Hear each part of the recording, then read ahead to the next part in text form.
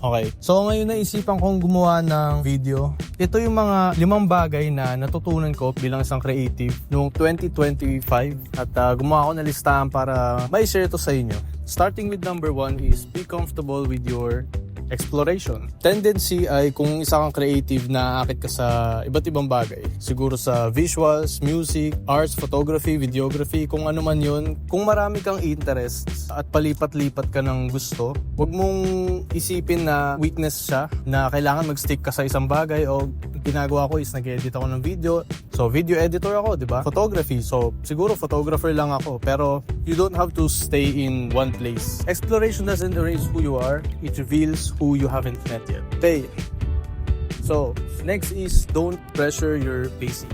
So, siguro naman aware kayo sa industry ng creatives ay mabilis yung mga innovations. Like kung nasa video editing field ka, every now and then may bagong approach kung paano mag-edit, faster, more efficient. Sa photography, hindi siya so recent pero nauso yung parang blurred style ng photography, lalo na sa wedding, and maraming, for a while naging controversial siya kasi is it really professional kung di ba malabo yung shots mo, which is very contradicting to kung ano yung tinatry i-achieve ng mga professional photographers, which is high quality images. So ayun, kung may bago at lagi namang magkakaroon ng bago, huwag mong isipin na naiiwan ka kasi lagi namang may bagong lalabas, laging may bagong pauso. Tsaka lagi mong tatandaan, chances are ikaw lang at yung kung nasa ang industry ka, kayo lang yung nakakakita niyan. Hindi yan makikita ng clients mo na ito na yung uso ngayon na bakit hindi mo siya ginagawa. Hindi ka huhusgahan ng clients mo just because may bagong trend. Your pace isn't behind, it's just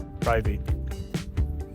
Your preferences are your strengths. Obviously, may preferences ka, may kinasanayan ka, siguro with gears, settings, and a way of editing. For sure, you've already came across someone judging your work. Bakit hindi ito yung gamit mo na gear? Yung pang-edit mo is ganito lang. Let's say magkakaiba tayo ng preferences, it doesn't mean na hindi ka qualified sa bagay na ginagawa mo.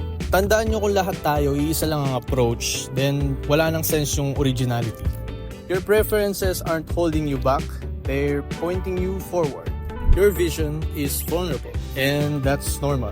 Siguro na-experience mo nang mag-share sa kaibigan mo ng idea, likely unfinished, and then hindi na-meet yung expectations mo. Tendency kasi nating mga creatives ay mag-share tayo ng idea, unfinished idea sa ating mga kaibigan or kung sino man yan, expecting a wow reaction. Pero in reality, ikaw pa lang yung nakakakita ng finished product na yun. Tandaan nyo, not everyone is meant to understand or see your vision. Chances are talaga, ikaw pa lang yung makaka-appreciate nung concept na nabubuo sa isip mo. Trusting your vision builds character, and character outlasts trends. Move through trial and errors faster. Marami ka mang doubts, pero one thing's for sure is hindi mo malalaman ano yung magiging outcome or ano yung dapat mong i-correct kung hindi mo hahayaan yung sarili mo na tumalon dun sa mga bagay na gusto mong gawin. May chance na baka sa simula mabagal yung progress mo, pero mas garantisado na walang mangyayari kung hindi ka kikilos. At yun na yung 5 learnings ko sa 2025 na sana may takeaways kayo dun. Yun lang. Bye-bye.